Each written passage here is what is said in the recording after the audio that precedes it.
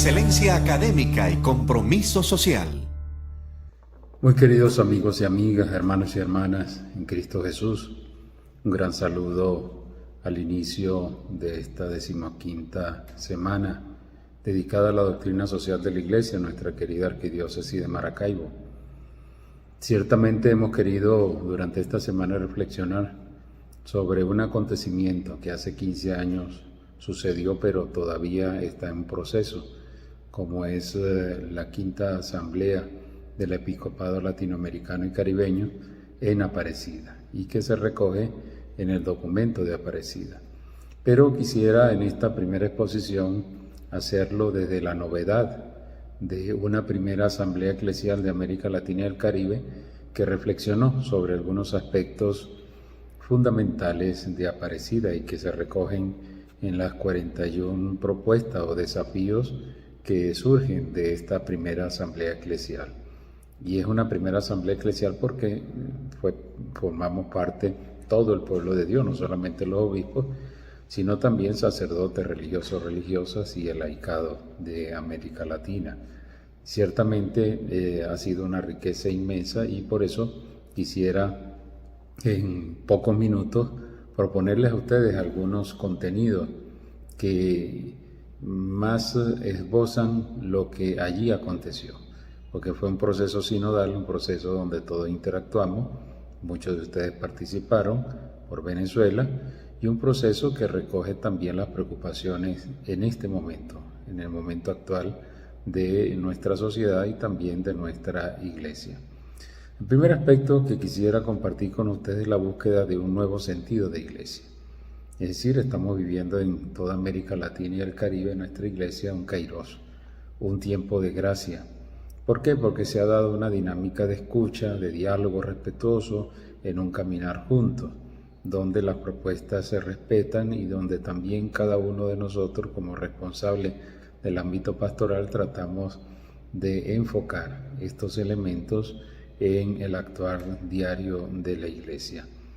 Fue una escucha, un discernimiento de la palabra de Dios, de la perspectiva del compromiso bautismal. Fue un momento también de gran dinamismo inspirador, especialmente desde la palabra de Dios y desde el Concilio Vaticano II, propuesta también en el documento de Aparecida.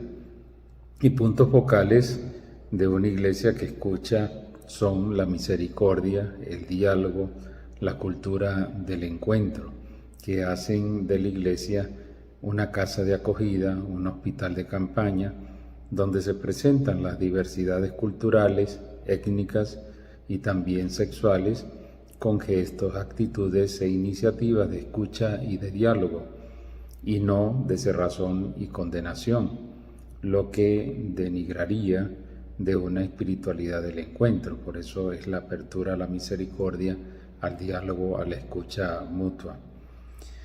Tenemos que ir hacia una conversión eclesial, sinodal y ecológica. Esta conversión eclesial, sinodal y ecológica implica el repensar el lenguaje, el repensar también las narrativas que tenemos dentro de la Iglesia y en la Iglesia, las estructuras mismas de servicio, la renovación de estas estructuras, la liturgia misma, porque hay que recordar que todavía no se ha puesto en práctica todo lo propuesto por el Concilio Vaticano II, los ministerios y servicios para que sean significativos en los nuevos areópagos de la sociedad, de una realidad que asume, además de la interculturalidad, la multiculturalidad, donde se valora la identidad mestiza de nuestra región y la variedad de expresiones culturales que expresan una rica vivencia de signos, de símbolos y contenidos, lo que implicaría un camino necesario para la conversión teológica, la conversión pastoral y también la conversión eclesial. Así como lo hizo Aparecida, se vuelve a reconocer que existen estructuras pastorales caducas. ¿Qué significa caducas? Que ya no dicen nada, pero las seguimos repitiendo, que no expresan nada en el ámbito evangelizador y que son necesarias cambiarlas. Surge pues entonces la pregunta que nos hacemos todos, especialmente los obispos, ¿Tendremos el valor de cambiarlas? ¿O preferimos la comodidad de seguir haciendo más de lo mismo porque se nos hace fácil el dominio o porque es una tradición? ¿Seguiremos con nuestros tradicionalismos católicos sin asumir que la historia va cambiando y requiere nuevos métodos, nuevas expresiones, una nueva voluntad, un dinamismo comunicacional distinto, diferente? Por lo tanto, en toda América Latina y el Caribe estamos repensando las cosas y debemos seguir, por lo tanto, construyendo una iglesia sinodal en salida misionera, que está abierta a las insinuaciones del Espíritu y favoreciendo la dimensión social de la evangelización, que promueva una incidencia social del Evangelio más audaz, inculturada, comprometida, profética, en la defensa de los derechos humanos y el cuidado de la casa común. Reafirmando también y dando, por supuesto, prioridad a una ecología integral, porque la casa común, la casa que es de todos, se está deteriorando vertiginosamente. Vemos que sin una conversión ecológica, como nos dice el desafío número 17, poco se puede hacer para preservar la madre tierra ante la depredación del medio ambiente, entendida esta como una relación la que existe entre la naturaleza y la sociedad que la habita. Y esto nos implica a todos sin distinción, porque no podemos entender la naturaleza como algo separado de nosotros o como un mero marco de nuestra vida. Estamos incluidos en ella, somos parte de ella y estamos interpenetrados. De ahí que las soluciones que se busquen deben estar interrelacionadas sistemáticamente en los ámbitos naturales y sociales, lo que implica una sola y compleja crisis ambiental. Y esto es fundamental que lo entendamos, porque muchas veces nuestras propias actitudes van contra la madre tierra, contra la casa común. Y esto lo vemos mucho en las grandes ciudades como la nuestra, como Maracaibo. Lo vemos también en la contaminación de nuestro lago, que no es solo el deterioro del lago, es el deterioro también de cada uno de nosotros, que estamos respirando cerca del lago. Y esto implica, por ende, un compromiso serio, no solamente del ámbito gubernamental ni de los grupos ecológicos, sino también de toda la ciudadanía. Ahora hay un sentido profético de la Iglesia. En los desafíos que se han propuesto, estos 41 desafíos, hay una marcada tendencia a reforzar el sentido profético de la Iglesia, principalmente en el marco de la denuncia de las diversas formas de violencia e injusticias contra nuestros pueblos, como nos dice el número 27, el desafío 27. Principalmente el crimen organizado, el narcotráfico, la trata de personas, el tráfico de armas, los secuestros y ventas de órganos, la corrupción, por lo que se pide a la Iglesia acompañar a las víctimas de estas injusticias y promover una cultura de la no violencia, la defensa de los derechos humanos y la defensa también y promoción de la paz. Hay una gran necesidad, pues, de un diálogo para la integración de nuestros pueblos ante la aparición también de diversas ideologías que plantean más un nacionalismo que una visión regional. De ahí la propuesta del fortalecimiento de la democracia, como también lo ha propuesto el mismo Papa Francisco, en Fratelli Tutti, y de los ámbitos institucionales y políticos que favorezcan un intercambio de experiencias que permita madurar en el caminar como pueblo. Ahora podemos ir hacia algunas nuevas expresiones pastorales. Como bien pues se ha dicho, hay necesidad de una revisión profunda de la forma en que se realiza la pastoral en los tiempos actuales. Particularmente, diríamos, a los 15 años del acontecimiento de Aparecida, pero también nosotros en Venezuela, a los 15 años de la promulgación del Concilio Plenario de Venezuela, de los 16 documentos del Concilio Plenario de Venezuela, y estar sumergidos en una especie de búsqueda permanente, especialmente en este tiempo de pandemia, donde hemos estado 2 años, como podríamos decir criollamente, como a media máquina en todo el ámbito pastoral, pero ahora se está abriendo más un panorama distinto.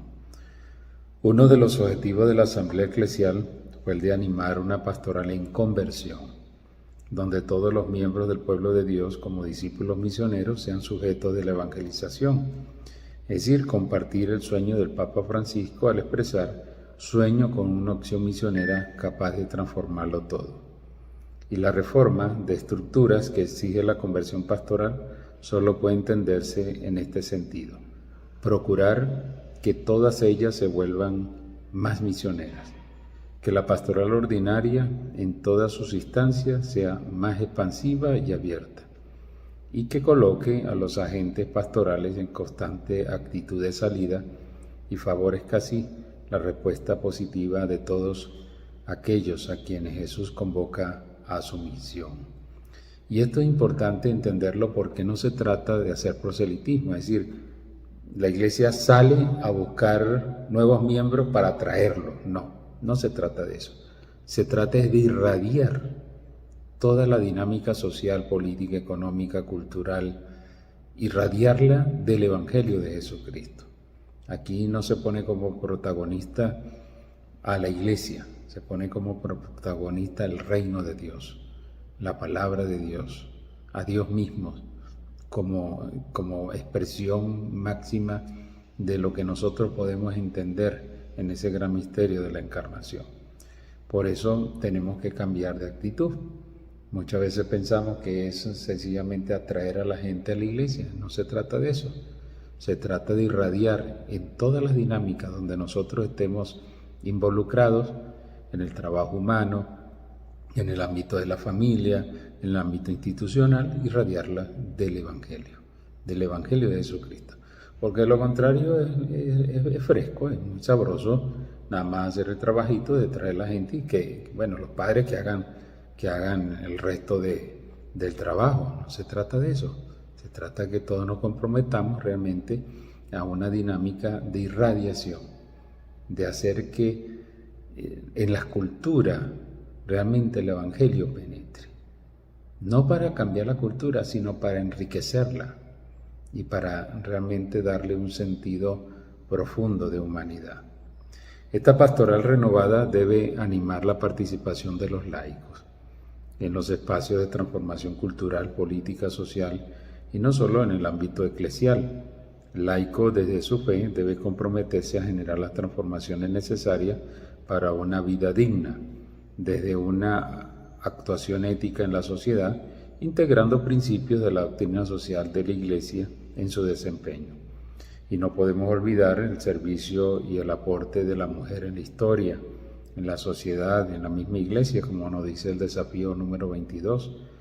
Es decir, que el genio femenino es fundamental en el desarrollo integral de las comunidades sociales y eclesiales, por lo que se hace necesario impulsar su participación en los ministerios, en las instancias de gobierno, de discernimiento y decisión eclesial, como nos lo dice el desafío número 3, así como promover e incentivar la protección de la mujer ante la discriminación y atropellos que padecen particularmente las mujeres pobres, migrantes, indígenas y afrodescendientes. También particular importancia tienen para la pastoral de la Iglesia los jóvenes, no solo porque se les considera el futuro de la Iglesia, sino principalmente porque ya son el presente en la vida social y eclesial de nuestros pueblos. Es decir, son actores de transformación y de esperanza en las comunidades. Y la Iglesia tiene el deber de acompañarles desde el ámbito pastoral para que desarrollen sus potencialidades creativas y sean portadores de buenas noticias para las comunidades. En esta apertura pastoral no se puede olvidar algunos ámbitos. Señalaría aquí unos 6, 7 ámbitos. Primero, lo que ya hemos dicho, sobre todo en el conjunto de un caminar juntos todos. Nadie puede quedarse relegado. En esto entran los movimientos populares de la región en la búsqueda de los derechos sagrados de tierra, techo y trabajo, la necesidad de promover espacios y redes de encuentro y acompañamiento. En segundo lugar, promover una pastoral familiar integral para acompañar y fortalecer la centralidad de la familia en la sociedad humana. En tercer lugar, pasar de la pastoral de la ciudad a una pastoral urbana que favorezca sobre todo la interrelación en el tejido social. También organizar la pastoral de la salud mental para generar una cultura de la cercanía y de la ternura, así como promover una pastoral de la comunicación que abarque las nuevas tecnologías y favorezcan el encuentro ético y crítico ante la realidad cambiante. Todos estos desafíos, queridos amigos y amigas, están propuestos. El pueblo de Dios que peregrina en nuestra región y más aún que peregrina aquí en nuestra querida arquidiócesis, debe apropiarse de esta riqueza de propuestas en función de valorar una nueva práctica pastoral enriquecida por una estructura eclesial y sinodal, donde la pluralidad de visiones y la apertura a la creatividad sean puntos focales que estimulen el quehacer pastoral de nuestras comunidades. No podemos dejarlos como simples referentes, sino integrarlos a los planes pastorales y a los modos de ser y de hacer como discípulos misioneros. Por eso es fundamental entender lo que es la sinodalidad. En una iglesia sinodalidad es una iglesia que camina junta. Es activar lo que ya el Concilio Vaticano II nos ha propuesto de siempre, el sensus fidei, donde todos como pueblo de Dios vamos caminando y tenemos responsabilidades. Aquí la evangelización no es solo del obispo o de los sacerdotes porque predican, porque digamos tienen una vocación específica, sino de todos. Y casi me atrevería a decir principalmente del laicado, porque son la mayoría y que están enrumbados en todas las áreas de la vida social de la humanidad, en el área política, en el área económica, en el área de la familia, en el área cultural, en fin, en todos los ámbitos de la vida de las personas. Y por eso hay que caminar juntos. Se enriquecen unos de otros y sobre todo dentro de lo que viene a ser la eclesialidad, compromiso de todo un pueblo de Dios que peregrina. Ojalá que en nuestra querida arquidiócesis de Maracaibo y cada uno de nosotros donde se encuentre pudiéramos también gestar este gran compromiso de amor por el pueblo, un pueblo que ya nos lo ha mostrado pues toda la tradición bíblica, un pueblo que también el Concilio Vaticano II nos lo ha propuesto dentro de la dinámica de un misterio de amor de Dios por su pueblo y un pueblo que nos acoge a todos como miembros en igualdad de condiciones, desde el bautismo y siguiendo también con el mandamiento del amor, donde todos nosotros podemos asumir grandes proyectos y sobre todo desde la humildad que nos propicia el mismo Jesús desde la cruz, con los sacrificios que puedan surgir, poder construir pues este reino de Dios en el pueblo de Dios. Así que mis hermanos, seguir adelante, anunciando, pregonando a tiempo y a destiempo, como nos dice Pablo, el sentido misionero de la Iglesia y sobre todo hacer irradiar la palabra de Dios en cada una de las circunstancias de nuestra vida.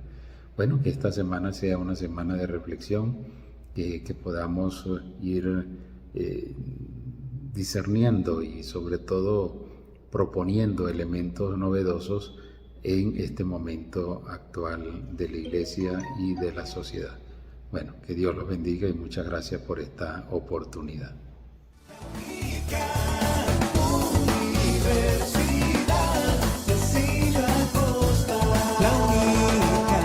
Excelencia académica y compromiso social.